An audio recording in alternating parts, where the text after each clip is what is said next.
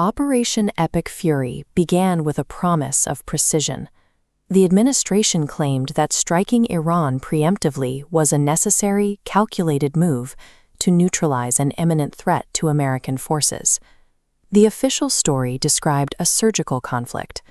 According to this narrative, highly precise strikes would trigger a swift regime change in Tehran with 0 American casualties.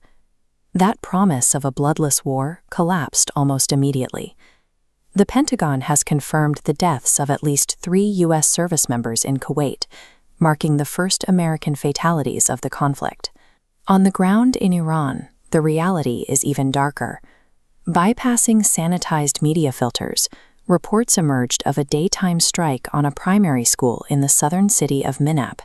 That single bombing left 175 children and school staff dead. With American troops returning in body bags and the civilian death toll climbing, the official justification for these strikes is crumbling. We have to ask what actually triggered this war. A leaked report from Reuters reveals that Pentagon officials admitted to Congress in classified briefings that they had no intelligence indicating Iran planned to strike U.S. forces first. This discrepancy was dragged into the open during a Senate Armed Services Committee hearing. Arizona Senator Mark Kelly, a Navy combat veteran, cornered Defense Department leadership over their changing stories. Kelly pointed out a glaring contradiction. Just 6 weeks prior to these strikes, the Pentagon published its 2026 National Defense Strategy. That document didn't even classify the Middle East as a core strategic theater.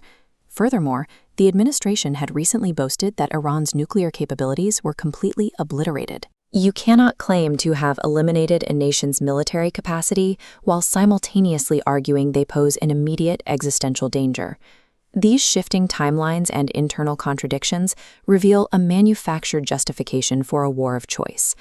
With the self-defense argument failing, we have to look at the hidden forces driving this conflict. That starts with heavy foreign lobbying by nations looking to assert regional dominance. Israeli Prime Minister Benjamin Netanyahu has harbored a decades-long strategic desire to draw the United States into a direct armed conflict with Tehran. This line chart shows the stock price of RTX, the defense contractor formerly known as Raytheon. RTX is a major corporation specializing in aerospace and missile technology. Their valuation spiked right after the conflict began as they capitalized on the rapid depletion of the U.S. military arsenal. These bars visualize the massive profit generated by the munitions being used.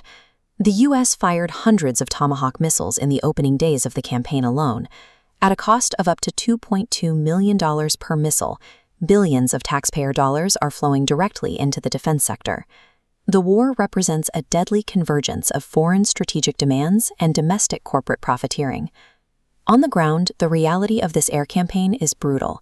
Reports indicate the use of double-tap strikes, a tactic where an initial bomb is dropped, followed by a second strike aimed at the emergency responders who rush in to help. The civilian death toll in Iran quickly surpassed 1,000.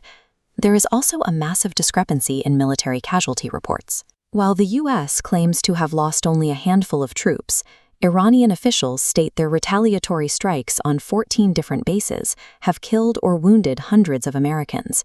It is worth noting the Pentagon has a history of underreporting war injuries. During previous conflicts in Iraq and Afghanistan, official public tallies often excluded non-combat injuries and traumatic brain injuries, effectively halving the publicly reported casualty numbers.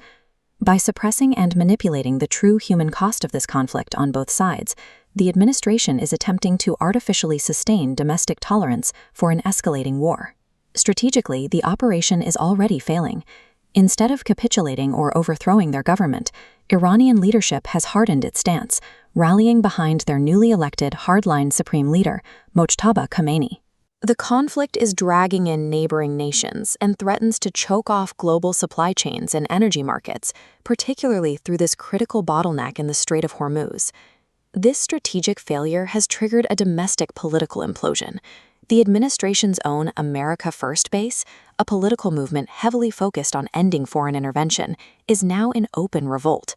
Prominent right-wing allies, including commentators like Tucker Carlson, are publicly condemning the intervention. They are calling the military action an evil betrayal of campaign promises and framing it as a war fought for Israel's benefit. We have seen this playbook before. manipulated intelligence used to launch a catastrophic Middle Eastern war of choice.